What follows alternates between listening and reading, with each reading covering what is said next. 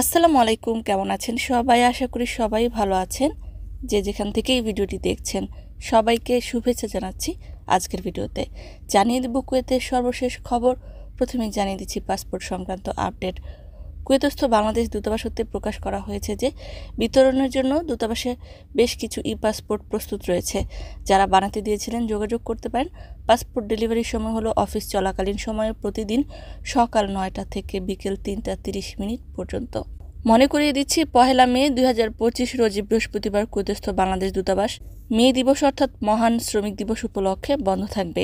এদিন সকল ধরনের কার্যক্রমও বন্ধ থাকবে। জানিয়ে দিচ্ছি আরও একটি ঘোষণা।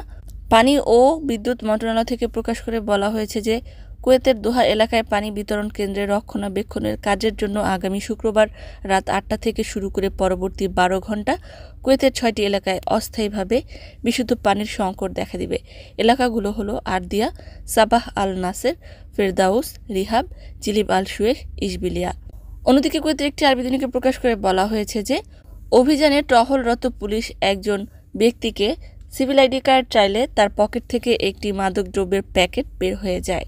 তিনি এলোমেলোভাবে গাড়ি চালাচ্ছিলেন এবং তার আচরণ সন্দেহজনক ছিল। অতঃপর জিজ্ঞাসাবাদে তার কাছে সিভিল আইডি চাইলে তার পকেট থেকে মাদকদ্রব্য বের হয়ে যায়। এ সম্পর্কে একটি মামলা রিপোর্ট করা হয়েছে এবং ওই ব্যক্তিকে আটক করা হয়েছে। অন্যদিকে একজন কুয়েতি নাগরিককে আটক করা হয়েছে যার বিরুদ্ধে অভিযোগ ছিল যে তার কাছে যাওয়া একটি ডেলিভারি বাইক চালককে তিনি ডেলিভারি পাওয়ার পর বাকবিতণ্ডায় আঘাত করেছেন। অতঃপর পুলিশ স্টেশনে নিয়ে গেলে পুলিশের সাথেও তিনি হাতাহাতিতে যুক্ত হন। পুলিশকে তিনি আঘাত করেন। পুলিশকে হসপিটালে রেফার করা হয়েছে। এছাড়াও ওই ডেলিভারি চালককেও হাত ভেঙে দেওয়ার অপরাধে একটি মামলা দায়ের করা হয়েছে। অন্যদিকে কুয়েতের ফৌজদারি আদালতের রায় কার্যকর হয়েছে একজন কুয়েতি নাগরিকের বিরুদ্ধে যিনি তার বাসার গাড়ি চালককে হত্যা করে মরুভূমিতে মাটির নিচে পুঁতে রেখেছিলেন।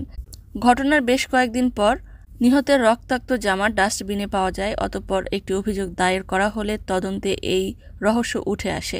কুয়েতি নাগরিককে আটকের পর তিনি হত্যাকাণ্ডের কথা স্বীকার করেছেন। ওই কুয়েতি নাগরিককে গলায় ফাঁসি দিয়ে মৃত্যুদণ্ডের রায় কার্যকর করা হয়েছে। আজকের কুয়েতের সর্বশেষ কারেন্সি হলো কুয়েতি 1 দিনারে বাংলাদেশি 401 টাকা 36 পয়সা। সর্বশেষ গোল্ড প্রাইস হলো 1 গ্রাম 22 ক্যারেট স্বর্ণের দাম 30 দিনার 288 পয়সা।